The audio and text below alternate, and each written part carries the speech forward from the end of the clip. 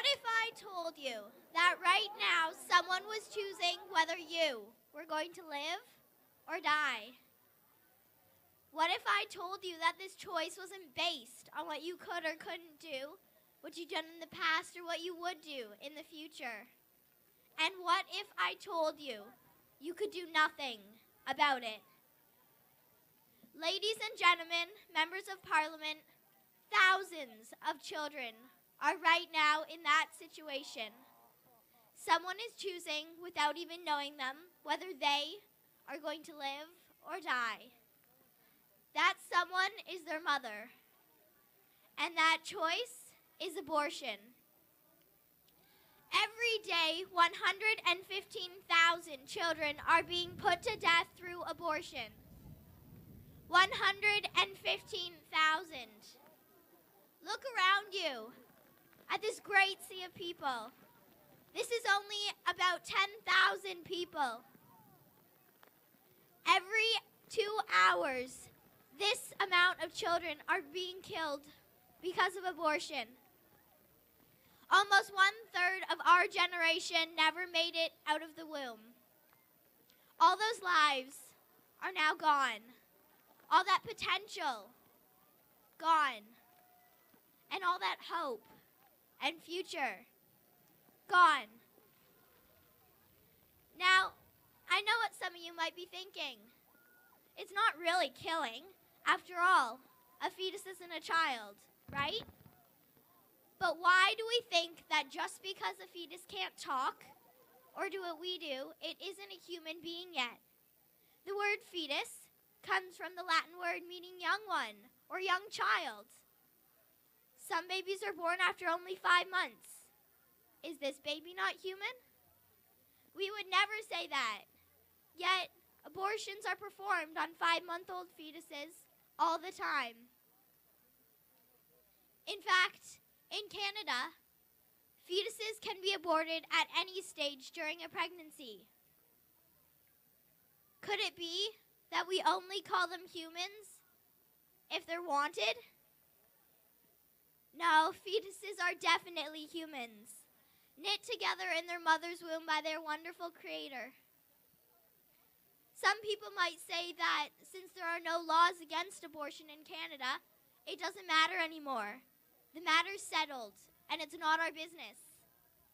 But if an action is unjust, it should be illegal, and it needs to be our business. And this particular action has a huge impact on our society. Every year, 100,000 abortions happen in Canada.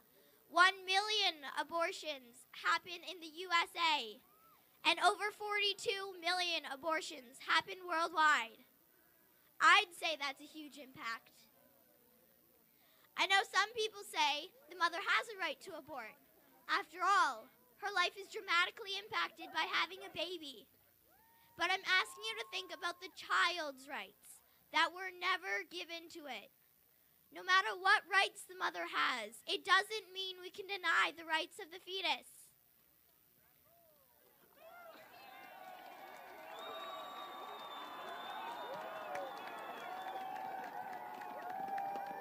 Or what about the people that say a mother shouldn't have to bring a handicapped person into the world?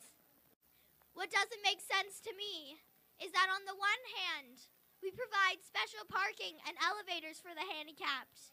We sponsor the Special Olympics, speaking of the joy they are to us and how they inspire us.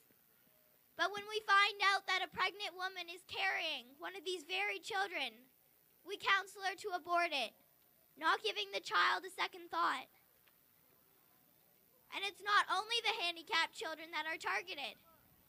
In Bombay, out of 8,000 pregnancy tests which indicated that the baby was a female, only one of the babies lived. As for the rest, the mother exercised her choice. They were aborted, killed. Talking about the mother's choice, the mother may have had a choice not to have unprotected sex in the first place. We must remember that with our rights And with our choices come responsibilities. And we can't take away someone else's rights to avoid our responsibilities.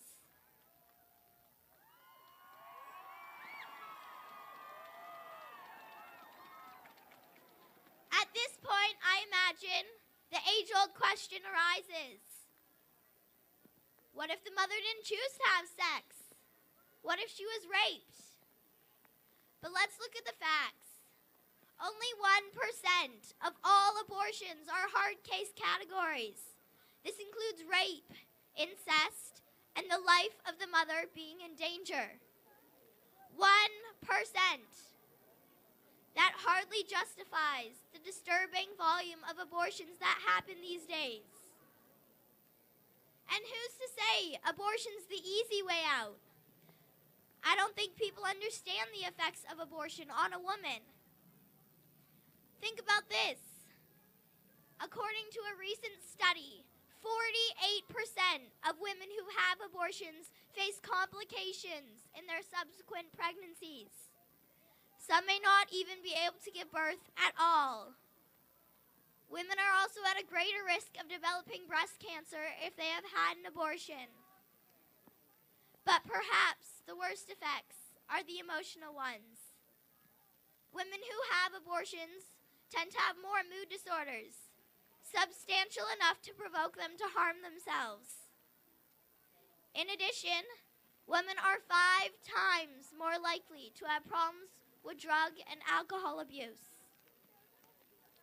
98% of women who have abortions say they would not recommend it to a friend. And 80% of them say they would have carried the baby to full term with better circumstances or more support from others. Abortion leaves a woman feeling lost and uncertain about her future. More than half of all women who have abortions feel guilt, shame, sorrow, regret, and unworthiness afterwards. It certainly isn't the cure-all people think it is. I read a story on the Focus on the Family website.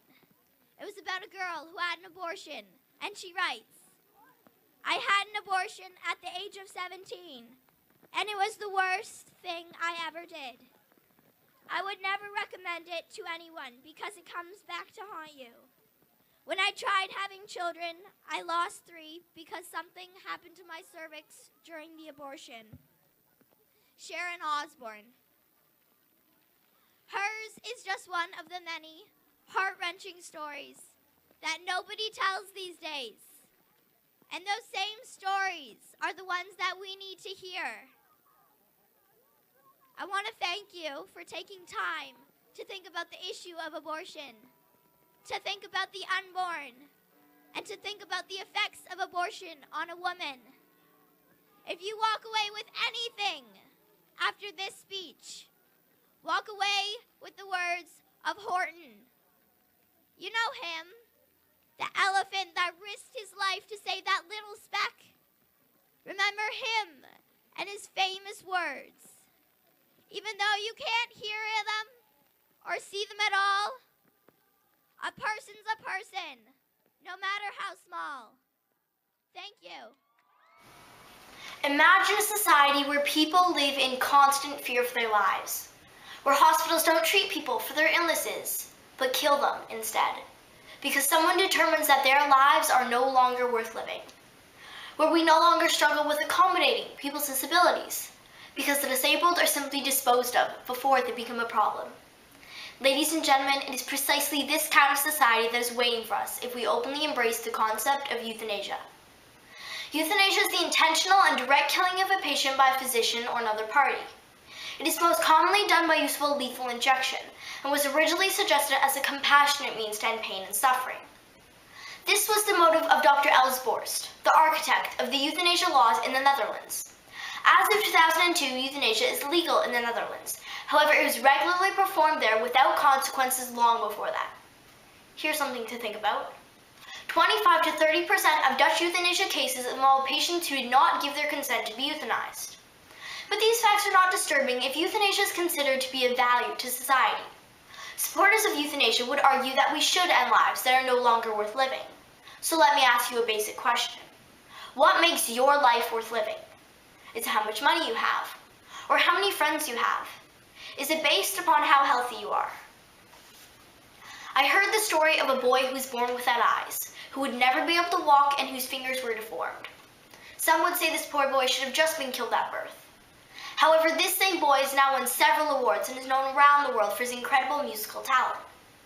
What determines the quality of his life? Who determines the quality of his life? What about the person in the hospital? Does suffering or pain make life not worth living?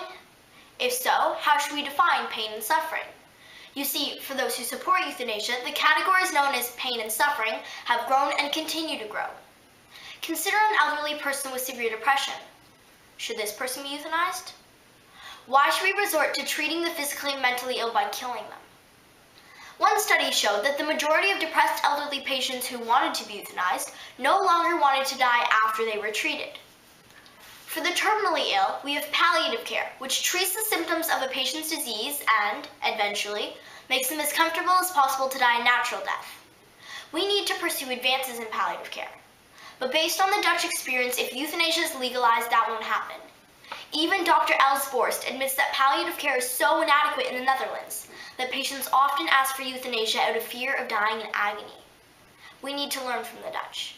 As a nation, we need to kill the pain, not the patient. If euthanasia is allowed, the frail line of trust between doctor and patient would be destroyed. How could a patient believe that their doctor is protecting and benefiting their lives when he or she is counseling towards death?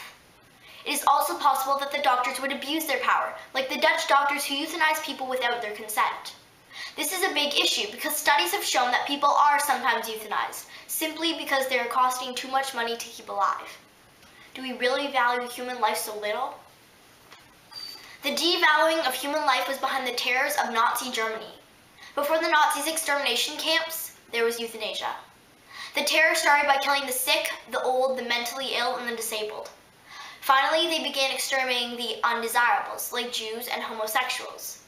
It is easy to see from the Nazis' examples how the definitions for bad quality of life and pain and suffering can become extremely broad. But now euthanasia arguments, instead of dealing with a person's right to life, are being centered around a person's right to die. It is suggested that euthanasia will provide death with dignity. To be honest, I must admit that I am a death with dignity advocate. I believe that every person has the right to die, knowing that she's loved and that his doctors did everything they could to make him well and comfortable.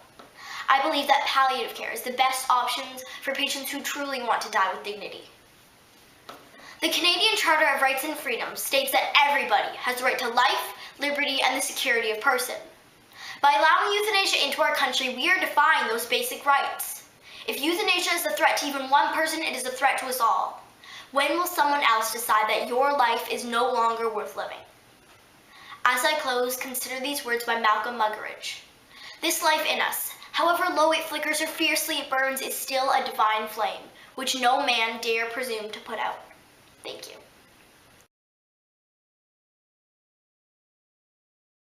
Hello, I'm Leah. I'm a 12-year-old girl from Canada, and I wanted to tell you that I wrote a speech. You might have seen the video. The speech was about abortion, to be a voice for the unborn children. And the Susan B. Anthony list is having a contest.